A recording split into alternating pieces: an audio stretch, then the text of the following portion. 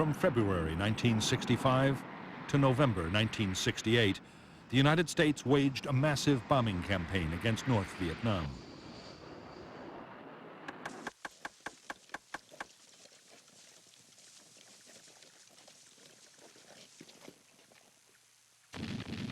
Operation Rolling Thunder sent American warplanes against heavily defended targets.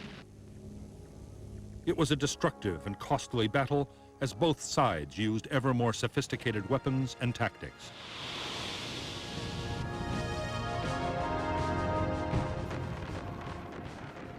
In Rolling Thunder, American aircraft dropped over 650,000 tons of bombs on North Vietnam. There were also massive operations in South Vietnam, supporting American ground troops and against communist supply lines and bases in Laos and Cambodia.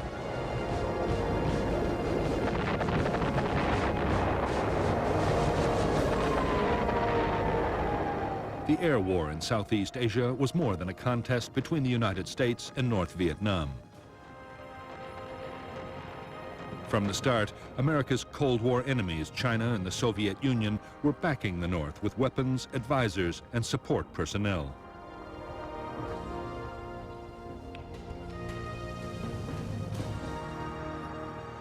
For U.S. leaders, that raised the most difficult question they had ever faced. Could the air war be won without sparking off a wider and infinitely more dangerous conflict?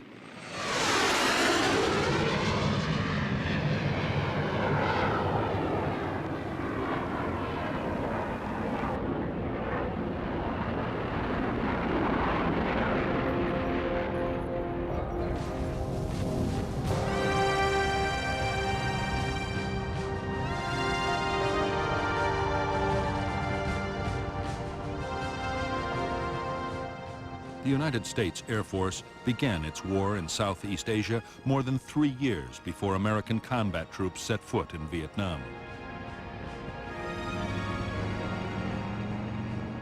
In late 1961, President John F. Kennedy ordered more help for the South Vietnamese government in its war against the Viet Cong guerrillas.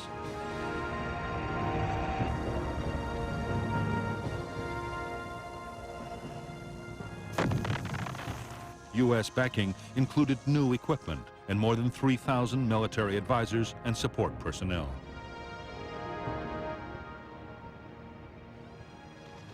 Soon, U.S. Army and Marine helicopters were flying South Vietnamese government soldiers and their American advisors into combat against the Viet Cong.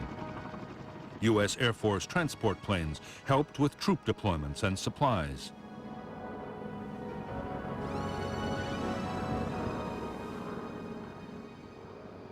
Meanwhile, reconnaissance aircraft searched for guerrilla units, and interceptors defended South Vietnamese airspace against North Vietnamese or even possibly Soviet or Chinese intruders.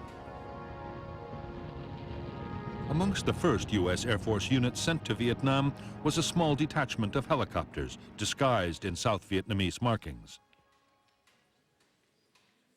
Under special rules of engagement, codenamed Farmgate, the aircraft were flown by U.S. personnel, but had to have a South Vietnamese Air Force officer on board. Unofficially, they were flying combat missions against the NLF.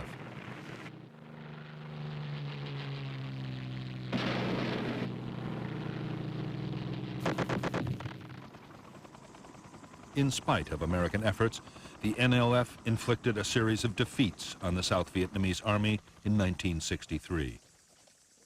Guerrilla numbers were rising, and they were better armed and led than ever. With each month that passed, the NLF was getting more weapons, ammunition, and trained men from North Vietnam.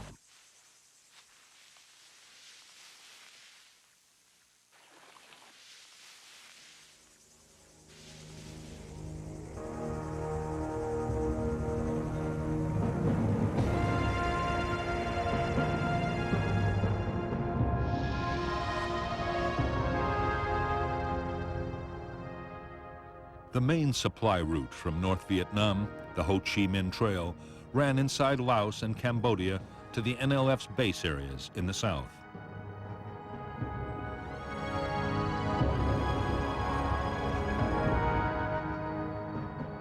The trail was manned by North Vietnamese army troops with the help of Laotian guerrillas who were waging their own war against the Lao government.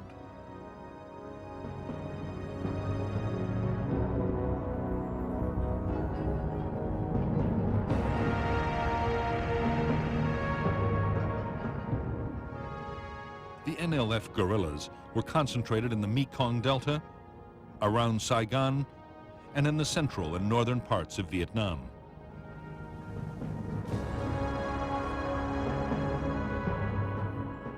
It was near these areas that the Americans stationed helicopter companies to carry South Vietnamese troops into battle.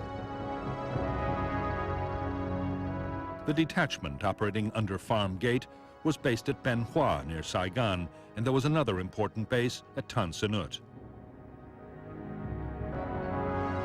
3 smaller airfields also supported fixed-wing operations.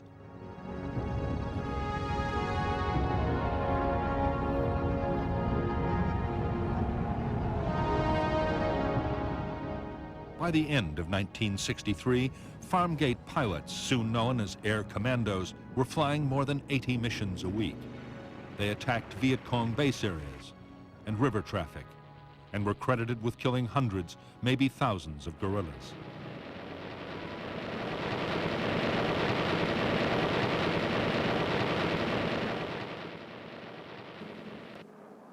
Operation Ranch Hand flights, spraying a deadly herbicide to destroy jungle cover, were also flown under Farm Gate rules.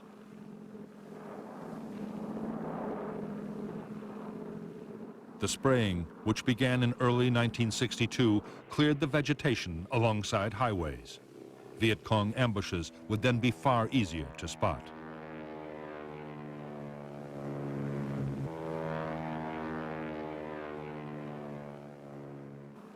Ranch Hand's mission was soon extended beyond preventing ambushes. Vast tracts of forest were sprayed with Agent Orange, a herbicide containing the deadly chemical dioxin. Guerrilla trails and base areas were exposed, and crops that might feed Viet Cong units were destroyed. By the summer of 1971, Operation Ranch Hand had sprayed 11 million gallons of Agent Orange, containing 240 pounds of dioxin, and destroyed 6 million acres of South Vietnam. 1/7 of the country's total area was laid waste. Herbicides containing dioxin were banned for use in the U.S. by the Department of Agriculture in 1968. In Vietnam, the spraying continued until 1971.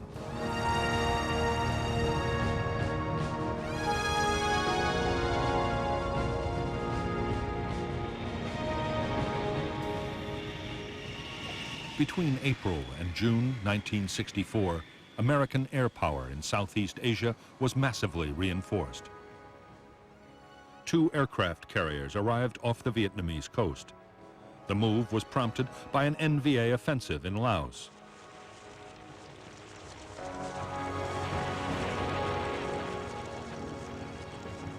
To help Laotian government forces, U.S. aircraft mounted a big reconnaissance effort, codenamed Operation Yankee Team.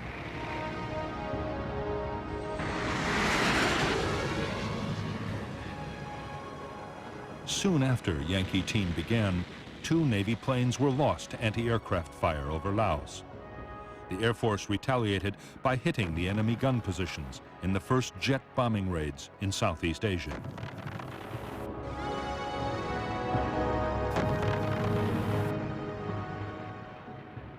As well as photographing the activities of the Laotian guerrillas, American aircraft over Laos were monitoring the Ho Chi Minh Trail. It was clear that North Vietnam was sending more men and supplies to the southern guerrillas than ever before.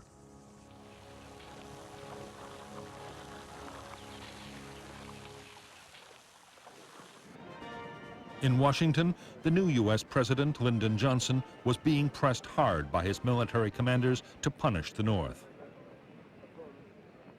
So far, Johnson had refused to sanction official direct attacks on North Vietnam.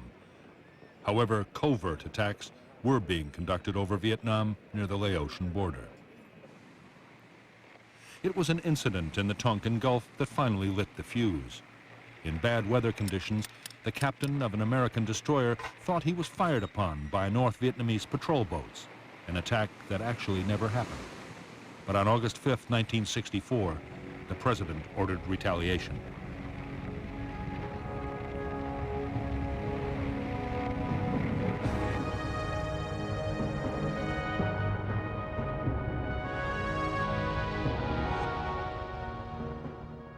Operation Pierce Arrow was launched by the carriers Ticonderoga and Constellation. Aircraft from Constellation bombed North Vietnamese naval facilities at Hong Gai and Loc Chau, with the loss of 2 American aircraft.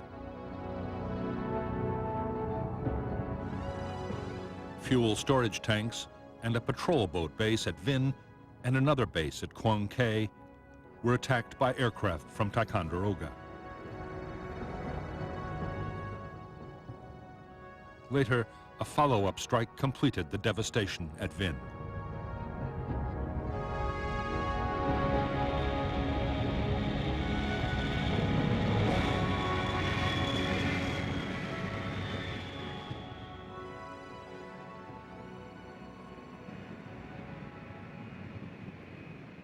In North Vietnam, the American bombing raids immediately triggered a secret plan. For years, the North had been creating an air force with Soviet-built jet fighters. The force had been based in China. The day after the American bombings, the fighters were called home.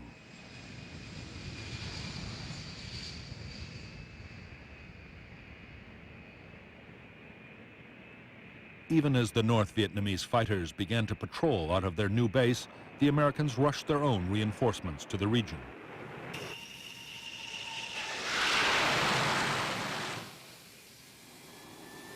The Air Force deployed more than 70 planes to Vietnam and Thailand.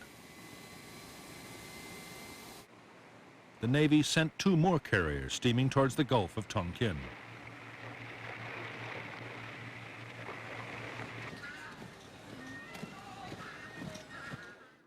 As tension in Southeast Asia rose sharply, U.S. intelligence learned of an ominous development.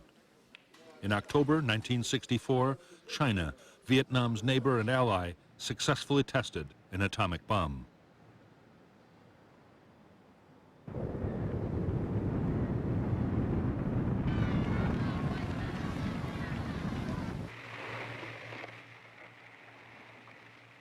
In the closing weeks of 1964, American aircraft launched a new campaign in Southeast Asia. The aim was to find and destroy North Vietnamese transport and installations on the Ho Chi Minh Trail in Laos.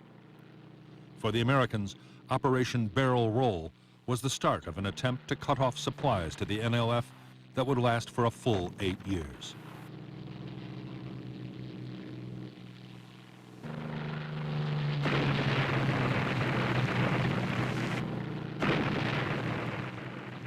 By February 8, 1965, NLF guerrillas in South Vietnam had launched a series of attacks on U.S. installations and personnel.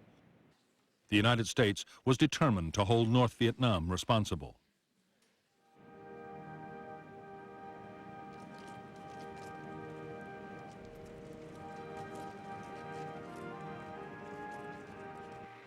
Carrier aircraft had been kept ready to retaliate if the president gave the order. On February 7, 1965, they were unleashed against North Vietnamese targets.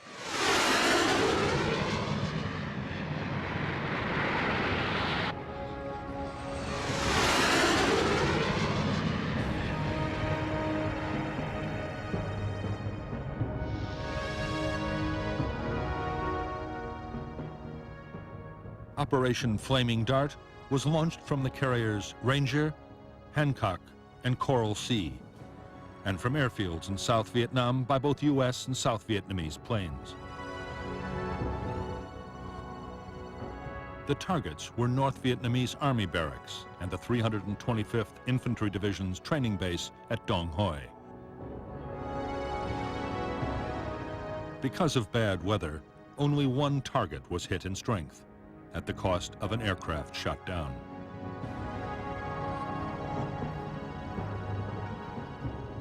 In the next 5 days, more retaliation raids again hit Army barracks. 3 American aircraft were lost.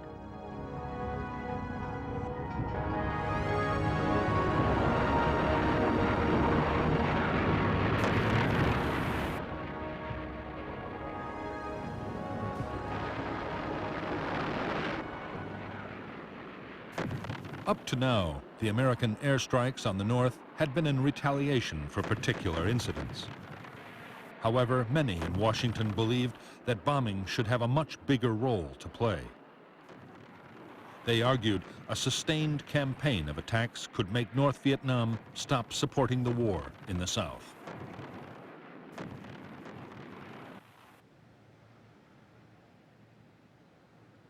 Military planners had long ago been given permission to prepare a major bombing offensive. It was codenamed Operation Rolling Thunder. On February 13, 1965, the White House gave the go-ahead. 2 weeks later, on March 2nd, after a series of delays, the Americans launched the first raid of the new campaign. The initial plan was to launch 2 or 3 strikes every week. But by March 19th, with Rolling Thunder 7, the airstrikes became a sustained and regular effort.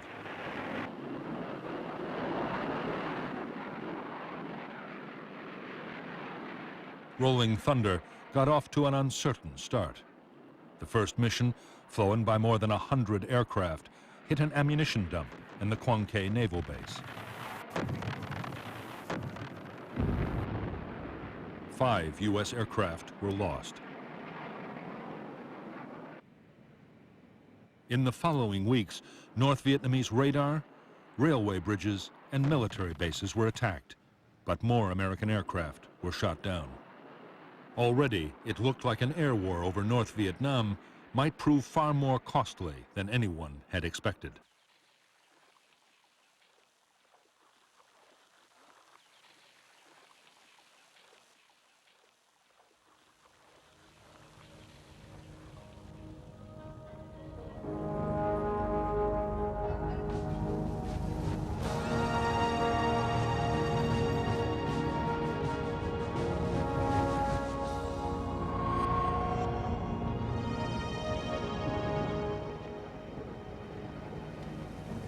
The American President Lyndon Johnson doubted that bombing North Vietnam would be enough to save the South. By now, he was resigned to using American troops to fight the guerrillas. The first combat units had already landed. Johnson's biggest worry, shared by his Defense Secretary Robert McNamara, was that bombing North Vietnam might spark off a much bigger war.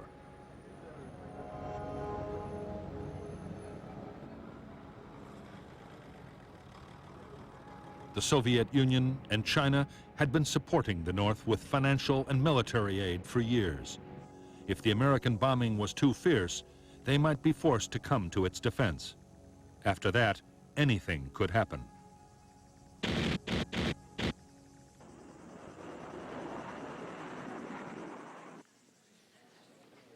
Johnson's fears that the war in Vietnam could spiral out of control were not shared by his military leaders.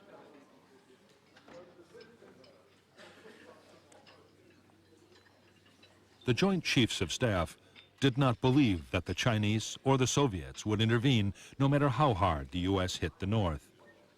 What they wanted was a quick and devastating campaign.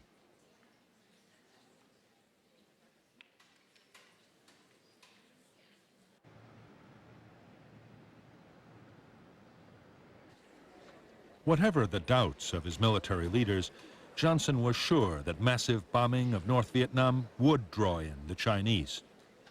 The only course the president could see was to keep strict control of the offensive himself.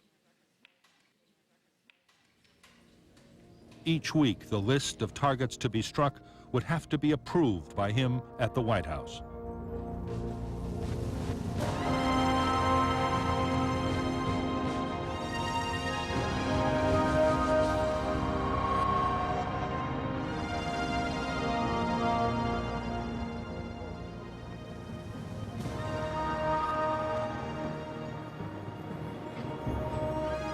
The first American bombing raids had come as a severe shock to the leaders of North Vietnam. Neither the President Ho Chi Minh nor his government had expected the Americans to go so far. But there was no question of giving in.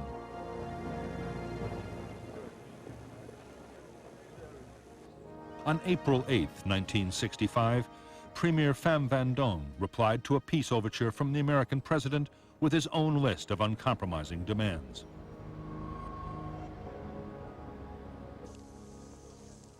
For 10 years, Ho Chi Minh's aim had been to reunite the two halves of Vietnam under communist rule. Now the NLF guerrillas in the south were so close to victory, he saw no reason why he should negotiate.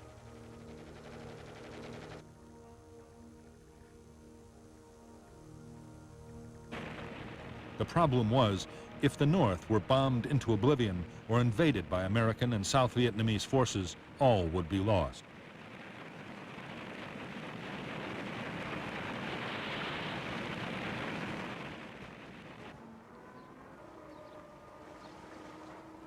Only with massive help from the Soviet Union and China could North Vietnam hope to survive.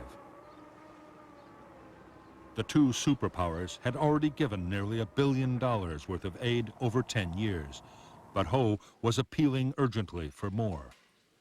Ho meant to play on the bitter rivalry between the two powers to get all the help he could.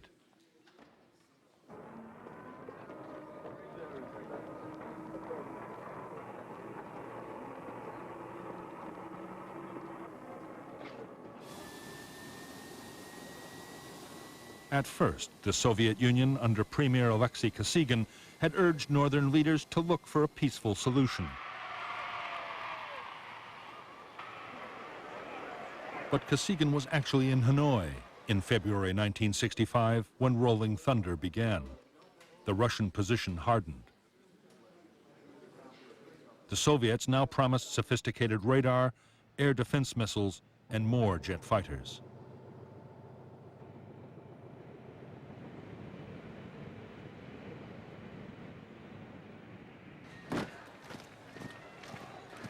China, under its leader Mao Zedong, went much further than the Soviet Union. Mao promised to send combat infantry if the country were invaded.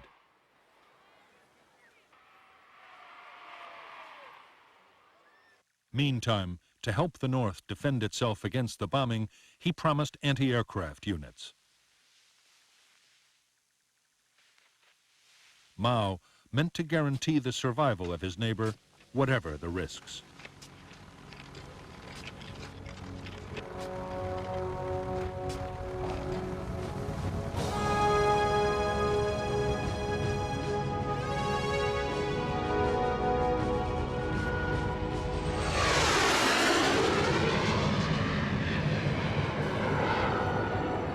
From the start, the American bombing offensive against North Vietnam was meant to meet a whole range of different objectives. The military chiefs, including Admiral Sharp, the commander of U.S. Pacific Forces, wanted to wreck the North's capacity to make war.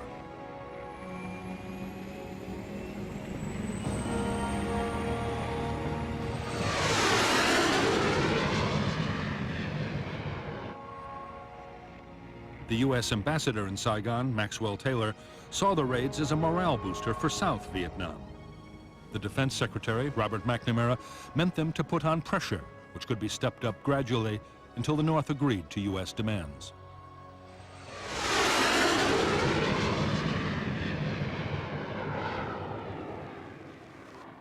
The first targets of the Rolling Thunder campaign had been chosen mainly for their political and psychological impact. However, to justify the mounting toll of lost pilots and aircraft, McNamara now wanted more concrete results. He argued that the campaign against North Vietnam should be much more closely linked to the war in the South.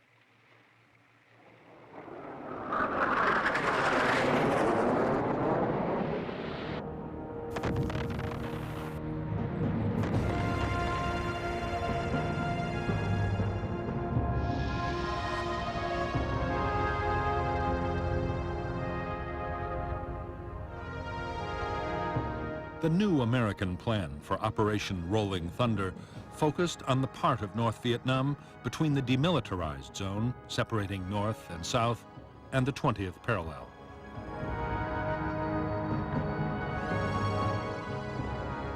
Inside this area, railway lines, bridges, and a vital rail yard at Vinh were all used to send supplies and reinforcements to guerrilla units in the south.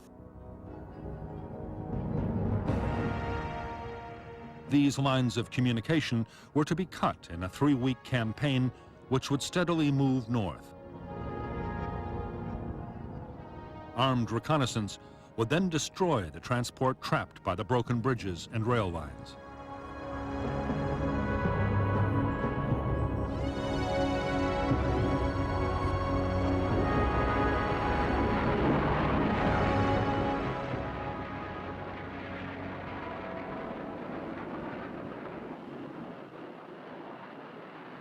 To U.S. military leaders, the decision to attack North Vietnamese transport was a move in the right direction, but it was nowhere near as destructive as the campaign they wanted.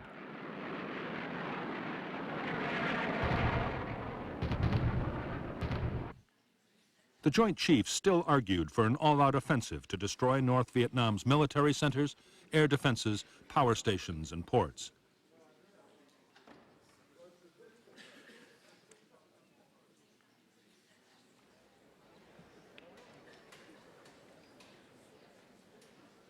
President Johnson and Robert McNamara were adamant that there would be no all-out campaign.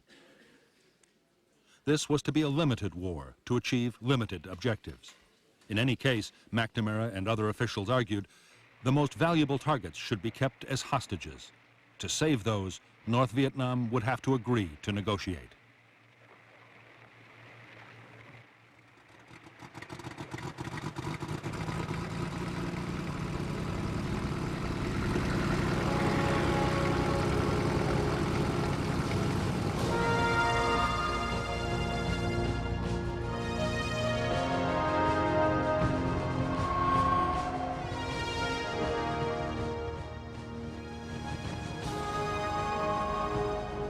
When the Rolling Thunder campaign had begun, North Vietnam's leaders had feared that in a very short time their country could be bombed into rubble.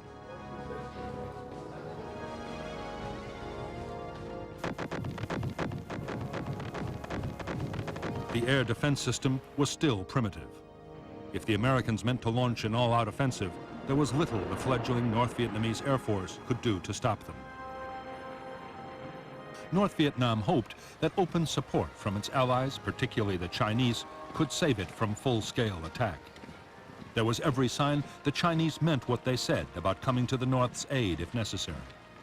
In fact, China was taking the situation in Vietnam so seriously, it had changed its whole national defense strategy.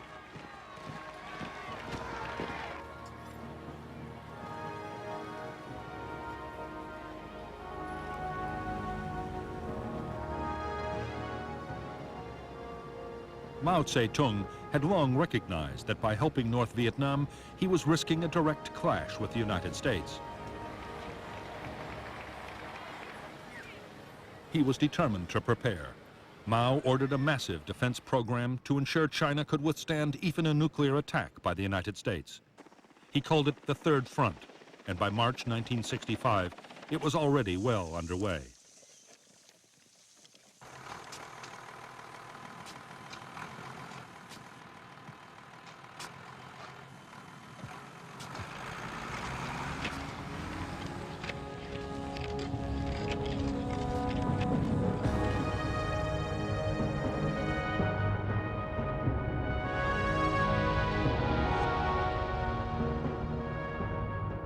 The first stage of the Third Front program had been to take China's industries, mostly concentrated around the big cities, and split them in two.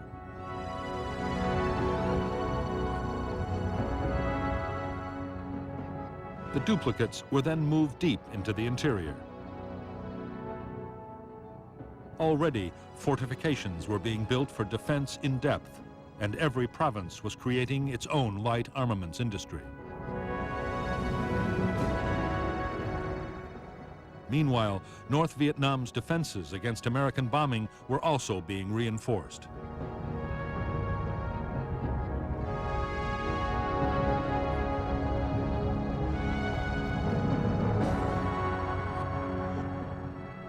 China had already moved 4 full air divisions and an anti-aircraft division to its border with Vietnam.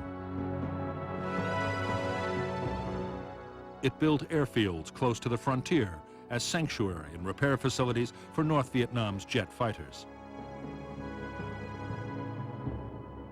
Inside Vietnam, new airfields would be built and old ones repaired.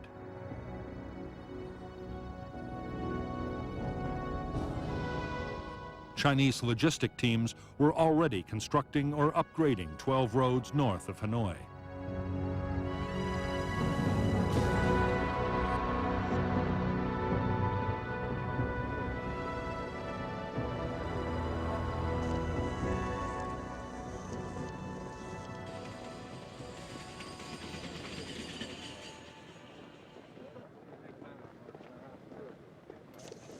In North Vietnam, full-scale mobilization was being carried out at a frantic pace.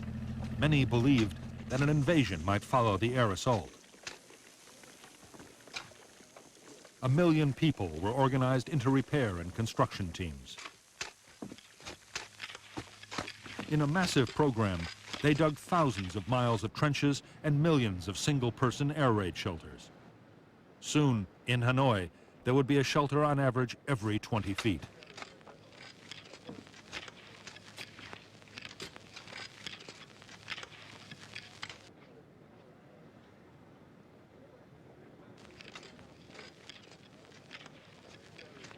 To the leaders of the North, building defenses and acquiring advanced weaponry was only one part of the strategy.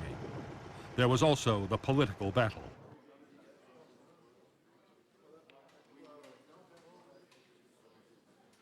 There would be a major propaganda offensive to pressure the Americans into restricting or even stopping their attacks.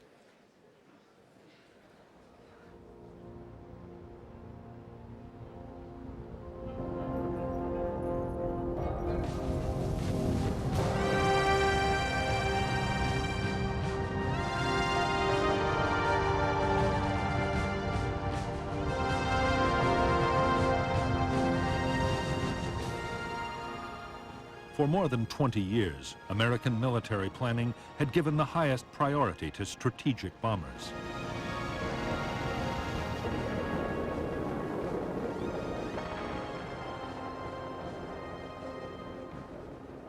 The U.S. had built a huge force of long-range aircraft able to attack targets deep inside the Soviet Union with nuclear weapons. As the conflict with North Vietnam had intensified, Strategic Air Command had modified its giant B-52s to carry conventional bombs.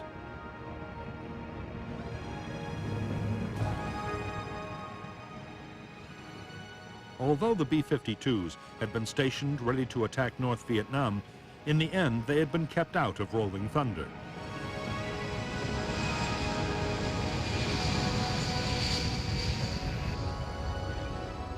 The White House believed that the massive high-altitude bombers were just too destructive. They could be seen as a massive escalation of the war.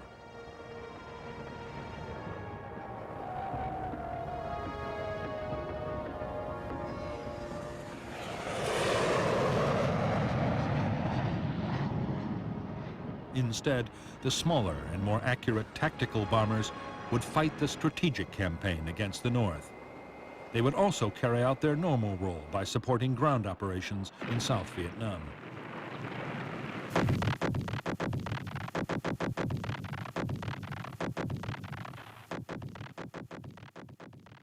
While the Air Force and Marine aircraft would fly most missions inside South Vietnam, a large part of the strikes against the North would be mounted by the Navy.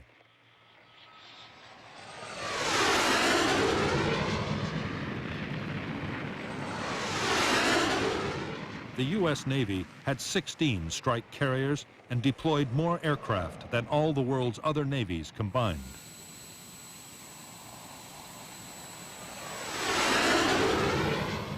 By the end of 1965, 10 different carriers would have taken part in Rolling Thunder operations over North Vietnam.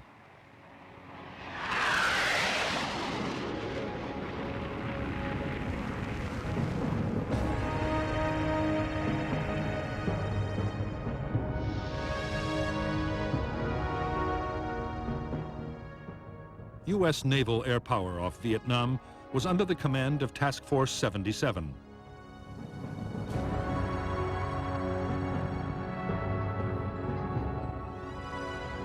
Its carriers would operate from two areas, codenamed Yankee and Dixie stations. Aircraft from Yankee Station would attack targets in North Vietnam and Laos, while planes from Dixie would fly over South Vietnam.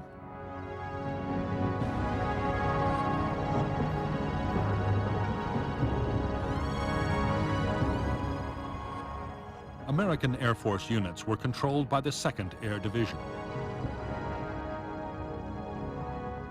In 1965, the division operated from 2 main airfields in Vietnam and 5 in Thailand. The 1st Marine Air Wing would deploy fighter aircraft at another 2 airfields in northern South Vietnam, while B-52 wings of Strategic Air Command operated from Guam in the Pacific and later from Thailand, with refueling tankers from Okinawa.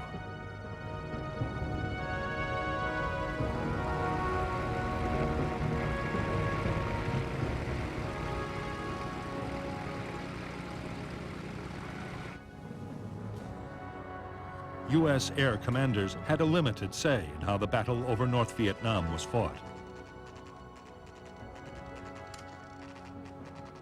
The White House was not only choosing the targets, but deciding on almost every other detail of each attack. Washington specified the day and often the time of each mission, and sometimes even the type of bombs to be used.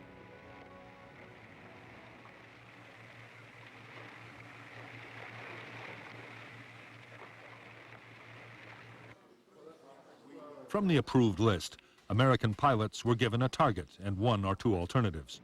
Only those targets could be attacked.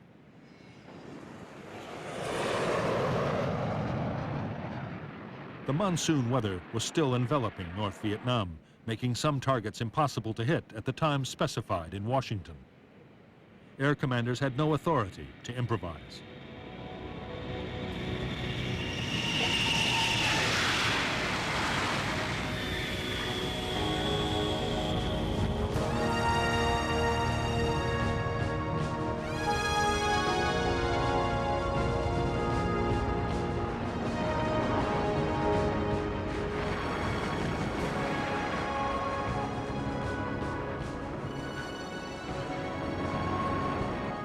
The main burden of the U.S. Air Force's war against North Vietnam would fall on a single aircraft type.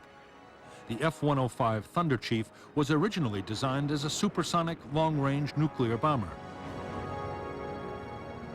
The single-seater could carry up to 5 tons of bombs, more than a World War II flying fortress.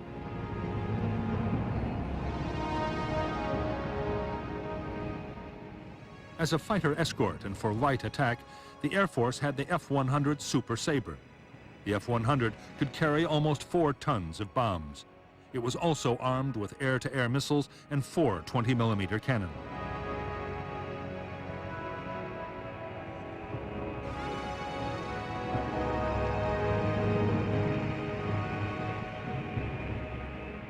For bombing missions, the U.S. Navy still relied heavily on the propeller-driven Skyraider.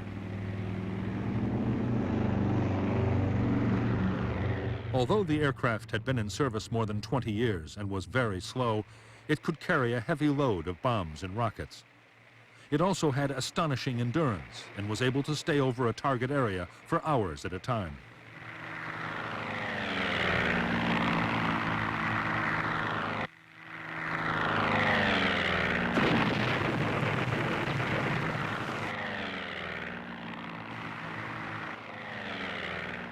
As Rolling Thunder developed, the Skyraider would be gradually replaced in the Navy's attack squadrons by the A-4 Skyhawk.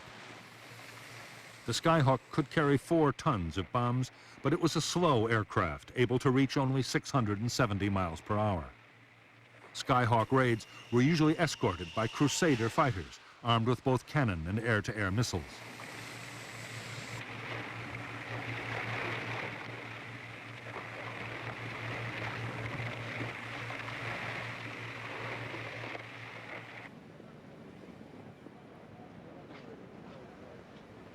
By April 1965, the Americans' most versatile aircraft was already deployed in Southeast Asia by Air Force, Navy, and Marine units. The F-4 Phantom was a big aircraft and was able to fly at more than twice the speed of sound, 1,400 miles per hour. It could also carry a bomb load of up to 8 tons.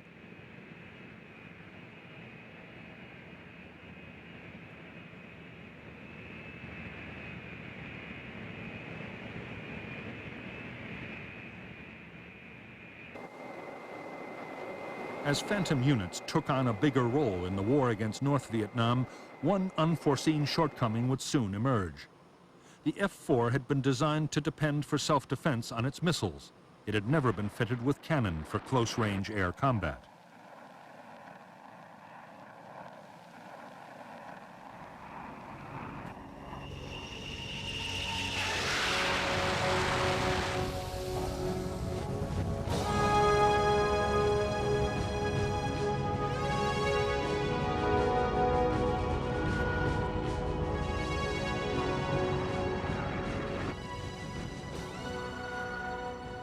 Every aircraft deployed by an Air Force fighter wing or a U.S. Navy carrier depended on more than 30 men to keep it flying.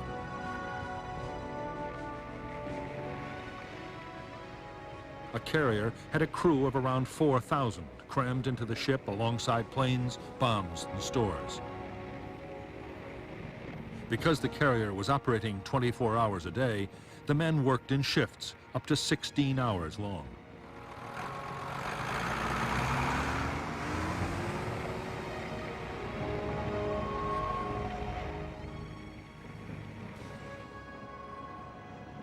In Thailand and South Vietnam, conditions for Air Force personnel were easier. All the same, heat and humidity took a heavy toll on men and machines. To add to the burden, higher command often measured the success of a unit by the sheer number of sorties it could fly.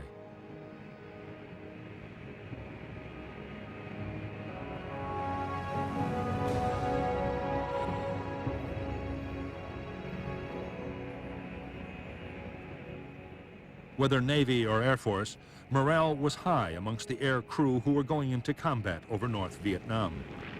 Aircraft and pilots had been lost, and the enemy's air defenses were still being developed.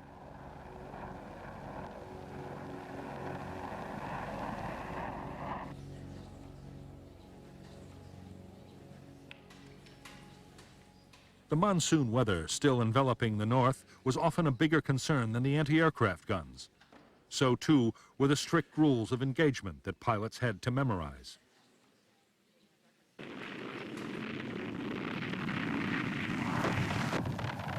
Washington had ordered that only confirmed military targets could be hit, and then never in civilian areas. Enemy aircraft had to be identified visually before they could be attacked, in case they were Chinese.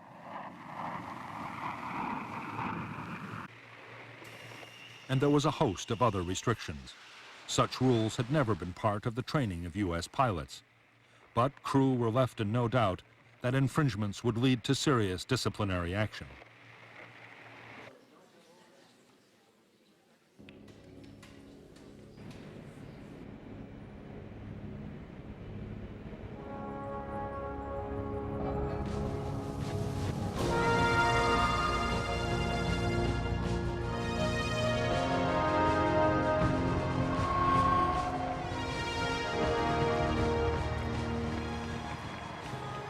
The North Vietnamese armed forces fielded 400,000 men in 13 regular divisions. All divisions had their own anti-aircraft guns. So did the units operating in Laos, building and running the Ho Chi Minh Trail.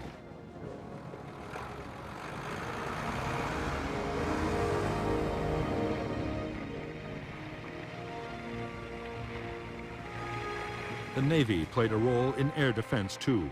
Its fleet of East German gunboats was stationed on the sea and river approaches to important targets.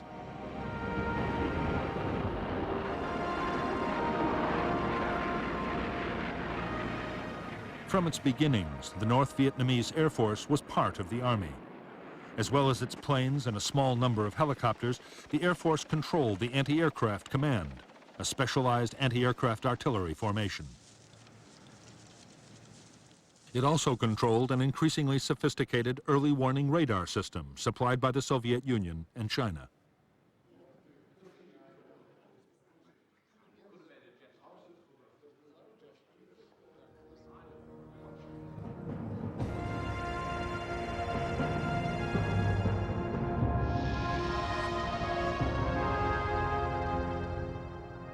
North Vietnam's only fighter wing, the 921st, was based at Noi Bai Airfield, 40 kilometers from Hanoi.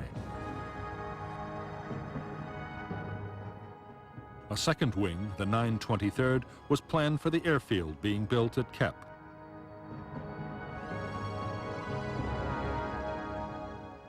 There was also a training wing and a wing of Ilyushin bombers at Cat Bai and Phuoc Yen.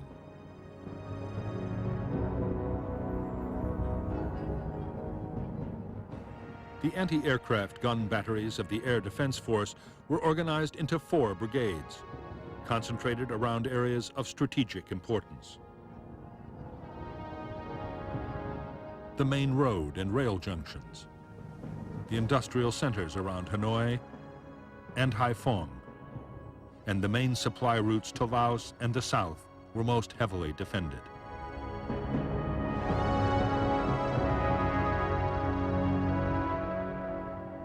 Anti-aircraft units were also deployed along the irrigation system of the Red River Valley.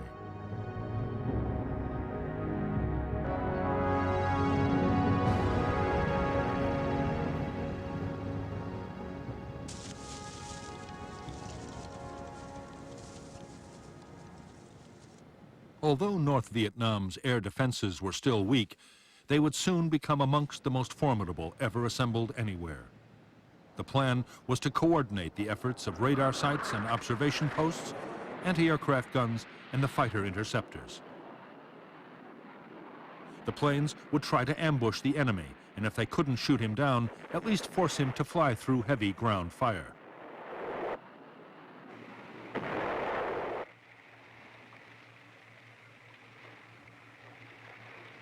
In the early days of the air battle, close cooperation between radar, guns, and fighters would not be easy to achieve. There were too many different anti-aircraft commands.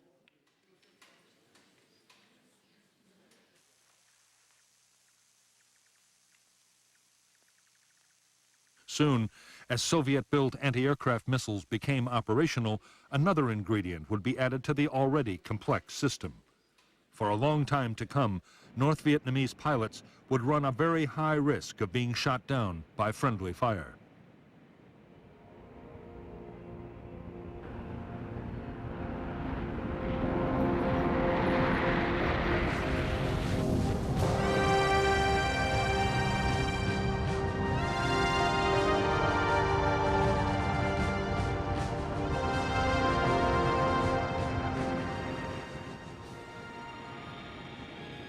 The mainstay of the North Vietnamese Air Force was the MiG-17 jet fighter. It was an aging design, a top speed of only 710 miles an hour, and it was later replaced by the incomparable MiG-21. Yet the MiG-17 was still a formidable interceptor.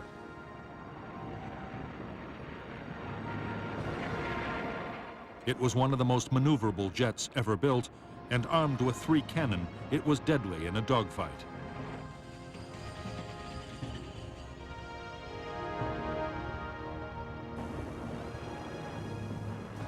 By now, the Air Defense Force had a large number of Soviet and Chinese anti-aircraft guns. At the start of the battle, they were still simple types with optical sights. The 23 and the 37mm twins could fire 100 rounds a minute from each barrel, but could only reach targets up to 10,000 feet.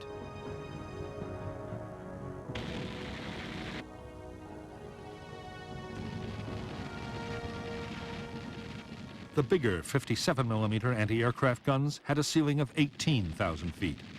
American pilots could avoid them by flying higher, but in the last moments of an attack, aircraft had to come in low.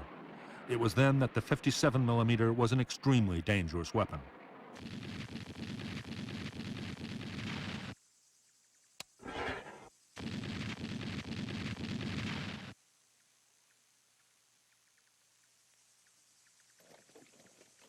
The North Vietnamese regional militia now had 500,000 members and was equipped with large numbers of light machine guns.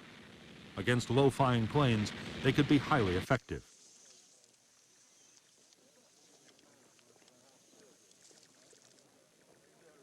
Militia were even taught to use their rifles against enemy raiders, as even a chance hit by a single bullet could bring down a $1 million aircraft in flames.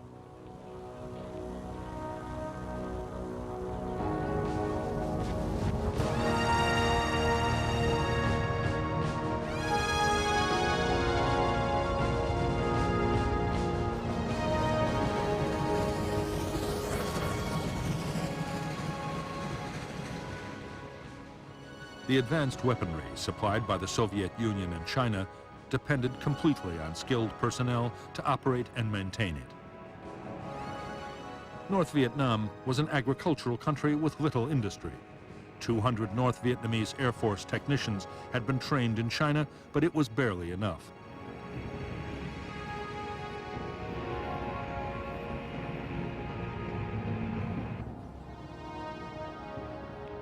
There was also a shortage of skilled radar operators.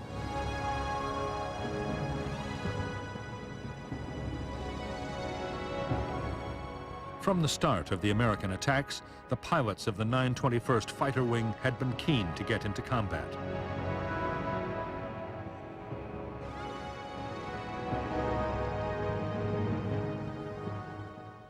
They had been training at a furious pace. Gunnery was given the highest priority. Pilots practice opening fire at ranges down to 150 meters to get a kill on the first pass.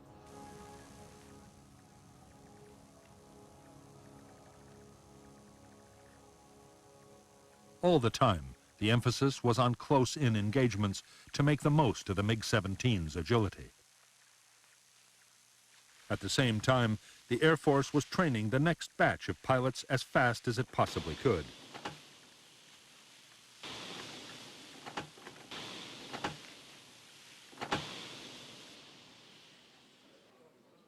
Most of the training of pilots, radar operators, and anti-aircraft gunners was being carried out by Soviet and Chinese military experts. Many had already taken part in combat operations, actually directing the defense. At a higher level, behind the scenes, there were Soviet and Chinese staff officers working to improve the performance of every branch of the North Vietnamese armed forces.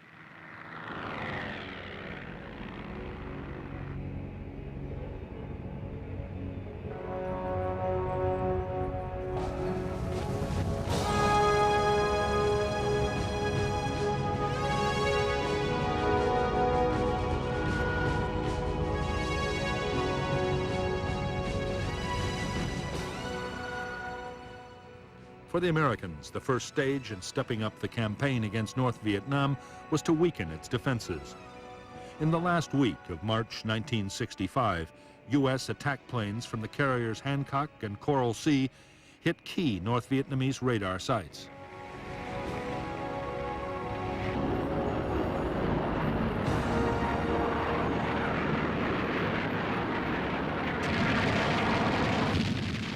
There was a fierce reaction from northern anti-aircraft guns, and several U.S. planes were shot down.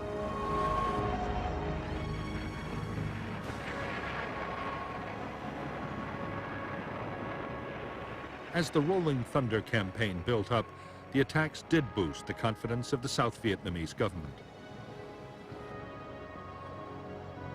Government forces were doing better on the battlefield, too. Even so, in Washington, the mood was bleak. On March 29, 1965, NLF guerrillas launched a daring bomb attack on the American embassy in Saigon. 2 Americans and 20 South Vietnamese were killed.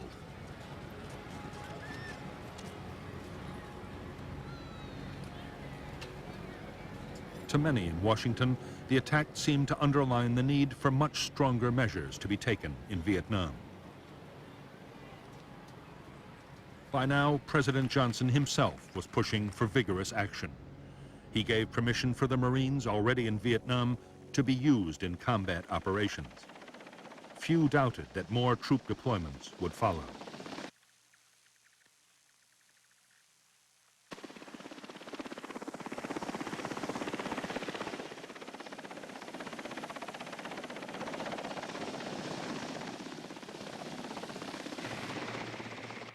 Soon, U.S. aircraft would be faced with 2 missions in Southeast Asia: the continuing campaign against North Vietnam and supporting U.S. troops in a sharply escalating ground war.